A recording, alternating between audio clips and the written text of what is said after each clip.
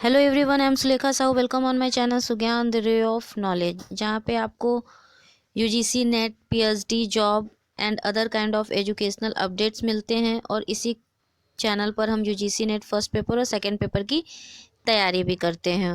और ये चैनल जब से शुरू हुआ है तब से ही हम लोग इसमें महत्वपूर्ण सवाल जवाब के सेशन करते हैं, जिसमें आपके सवाल को हम शामिल करते हैं और उसके जवाब देते हैं। Ask your question. तो आप भी अपने सवाल हमसे पूछ सकते हैं। अब तक हम लोगों ने अपने इस साल के सेशन में जो है कि पीएचडी डिस्टेंस मोड या फिर जॉब लग जाए तो रेगुलर मोड के पीएचडी वाले जो स्टूडेंट है वो कैसे छुट्टी ले सकते हैं, पीएचडी रेगुलर मोड में करें या डिस्टेंस मोड में करें, ड्रॉप्ड क्वेश्चन क्या होते हैं, इसका कट ऑफ पर क्या प्रभाव पड़ता है, एनालिटिकल क्वेश्चन ज़्यादा आते हैं तो इसका क्या कट ऑफ पर प्रभाव पड़ता है, ईटीसी बहुत सारे क्वेश्चंस को आपके शामिल कर चुके हैं और उसका जवाब दे चुके हैं। तो आज के इस क्रम में बहुत ही महत्वपूर्ण क्वेश्चन को मैंने शामिल किया है, जो है यूजीसी नेट क्लियर करने के बाद पीएचडी के एडमिशन प्रोसेस में टेस्ट ए टेस्ट बी क्या है। तो अगर आप चैनल पे नए हैं तो चैनल को सब्सक्राइब करके बेल आइकन ऑल कैटेगरी में ज़रूर प्रेस कर दें, ताकि मेरे हर वीडियो की नोटिफिकेशन आपको अपने मोबाइल स्क्रीन पर मिलती रहे। तो इसका जो जवाब है, देखिए, पीएचडी का मतलब होता है डॉक्टर ऑफ फिलॉसफी। जो भी पीएचडी करना चाहते हैं उन सभी को ये बात पता होगी कहीं ना कहीं। अब यूजीसी नेट क्लियर करने के बाद देखिए, जो एडमिशन प्रोसेस होता है वो हमारे यहाँ अपने भारत में बहुत सारे जो हैं कि यूनिवर्सिटीज़ हैं और उनके जो है अलग अलग एडमिशन के अपने अपने प्रोसेस होते हैं। उनके तहत जो है एग्ज़ाम अलग अलग तरीके से कंडक्ट कराए जाते हैं। तो अगर अपने बीएचयू की बात करते हैं तो वहाँ पर जो है एग्ज़ाम रेट और रेट एग्जेम्प्टेड दो कैटेगरी में कराए जाते हैं। अब मैं आपको रेट का फुल फॉर्म बताती हूँ। रेट के तहत ही टेस्ट ए और टेस्ट बी होता है, और रेट एग्जेम्प्टेड में जो है कि डायरेक्ट इंटरव्यू होता है रिसर्च प्रपोजल के साथ। तो रेट क्या है? Research entrance test. रेट का फुल फॉर्म होता है रिसर्च एंट्रेंस टेस्ट। इसी को अलग अलग नाम से अलग अलग विश्वविद्यालय में जो है कि पीएचडी के एडमिशन के लिए कंडक्ट किया जाता है। ठीक है। तो रेट में क्या होता है कि परीक्षाएं होती हैं, और रेट एग्जेम्प्टेड में क्या होता है, आपको रिसर्च प्रपोजल लिखना होता है और इंटरव्यू होता है। ठीक है। तो रेट एग्जेम्प्टेड वाले स्टूडेंट को नेट क्वालिफाइड होना ज़रूरी होता है। बिना नेट क्वालिफाइड हुए आप रेट एग्जेम्प्टेड में एग्ज़ाम नहीं दे सकते हो। इसके लिए जो है विभिन्न विषयों की सीट होती है, और बहुत सारे विषयों में रेट के तहत एडमिशन नहीं होता है, सिर्फ और सिर्फ रेट एग्जेम्प्टेड में ही एडमिशन होता है। उसके नोटिफिकेशन में साफ तौर पे उन सब्जेक्ट के ब्यौरे दिए हुए होते हैं कि किस में रेट के तहत सीट है और किस में सिर्फ और सिर्फ रेट एग्जेम्प्टेड के तहत सीट है। इसमें अलाइड से भी स्टूडेंट फॉर्म भर सकते हैं। वो क्या होता है वो मैं आपको अपने दूसरे वीडियो में बताऊंगी, अगर आप जानना चाहेंगे तो यहाँ हम लोग बात कर रहे थे टेस्ट ए और बी की।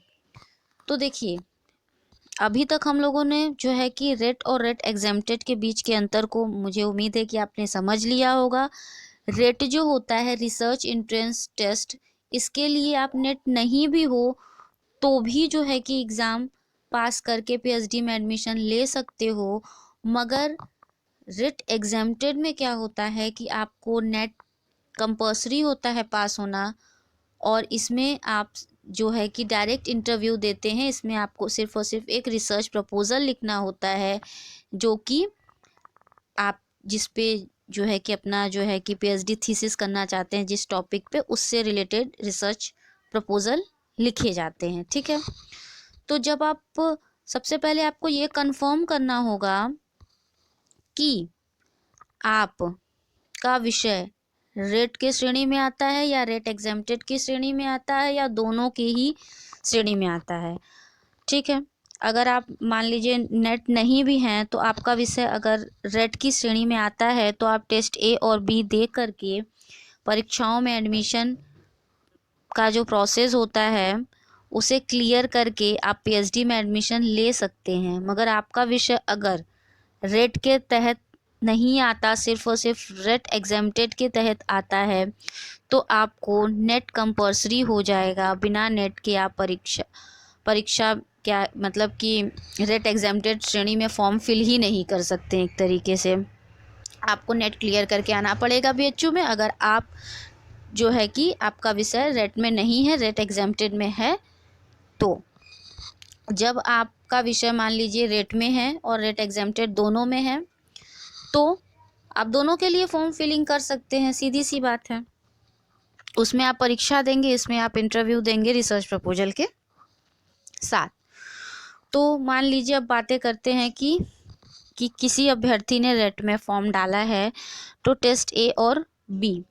टेस्ट ए जो होता है वो आपका एनालिटिकल, लॉजिकल और जो है कि रिसर्च मेथोडोलॉजी से जुड़ा हुआ होता है, जिसमें कि और सब्जेक्ट बेस्ड भी होता है, जिसमें कि आपके जो है कि संपूर्ण नॉलेज को चेक किया जाता है उसमें। और उसमें ऑब्जेक्टिव टाइप के क्वेश्चन होते हैं, जिसमें कुछ मिनिमम मार्क्स होते हैं, जिसको उतना आपको क्वालिफाई करने के लिए चाहता ही। अगर आप चाहेंगे तो डिटेल में मैं इस पर भी वीडियो बनाऊंगी।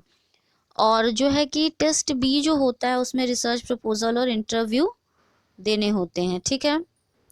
और जो है कि रेट एग्जेम्प्टेड का क्वालिफाइंग मार्क्स और रेट का क्वालिफाइंग मार्क्स अलग अलग होता है। इतने डिटेल में जाएंगे तो लगता है कि बहुत ज़्यादा लंबी वीडियो हो जाएगी, तो इसलिए टेस्ट ए और बी पे फोकस करते हैं। और जितना भी हो सकता है मैं आपको शॉर्ट में समझाने की कोशिश करती हूँ। इनमें से कुछ भी आपको ना समझ में आए तो आप मुझसे कहेंगे तो मैं डिटेल में उस अलग टॉपिक पे वीडियो बना दूंगी।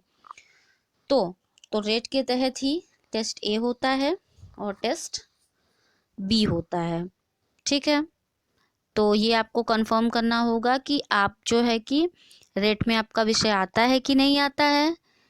और रेट एग्जेम्प्टेड में अगर आता है तो टेस्ट ए और बी जो है, इससे अलग आप सीधे आप जो है रिसर्च प्रपोजल और डायरेक्ट इंटरव्यू देके एडमिशन ले सकते हैं। मगर उस एडमिशन प्रोसेस होता है, पहले रिसर्च प्रपोजल लिखा जाता है, फिर उसमें जो है कि इंटरव्यू होता है, और जो भी स्टूडेंट अच्छे मार्क्स लाते हैं, मेरिट में आते हैं, उनका एडमिशन वहाँ पर बीएचयू में होता है। तो ये था रेट और रेट एग्जेम्प्टेड के बीच का अंतर। और टेस्ट ए और बी जो है वो रेट वाले देते हैं। मैं एक बार फिर से आप लोगों को बता देती हूँ कि जो है कि बीएचयू में जो एडमिशन का प्रोसेस होता है वो रेट और रेट एग्जेम्प्टेड दो श्रेणियों में होता है।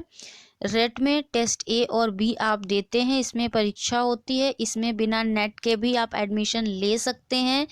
और रेट एग्जेम्प्टेड में डायरेक्ट इंटरव्यू होता है, जिसमें आपको एक रिसर्च प्रपोजल लिखना होता है और इंटरव्यू देना होता है। इसमें नेट कंपल्सरी होता है, बिना नेट के आप इसमें एडमिशन नहीं ले सकते हैं। इसी तरह भारत के जो है अलग अलग जो स्टेट हैं, अलग अलग जगहें हैं, वहाँ के विश्वविद्यालयों में रिसर्च एंट्रेंस टेस्ट कंडक्ट कराने के अलग अलग नाम हो सकते हैं, अलग अलग उनके जो है कि प्रोसीजर होते हैं। वो उनके जब वो नोटिफिकेशन निकालते हैं तो उस नोटिफिकेशन में उनके जो है कि ब्यौरे उसमें दिए हुए होते हैं। तो आपको कोई भी जो है कि फॉर्म फिल करने से पहले, किसी भी यूनिवर्सिटी का फॉर्म फिल करने से पहले, कॉलेज का फॉर्म फिल करने से पहले, वहाँ के एडमिशन प्रोसेस को बहुत ही अच्छे से जानना बहुत ज़रूरी है। और इसके लिए अति आवश्यक है कि आप नोटिफिकेशन के हर एक पहलू, हर एक पॉइंट को बहुत ही अच्छे से समझें।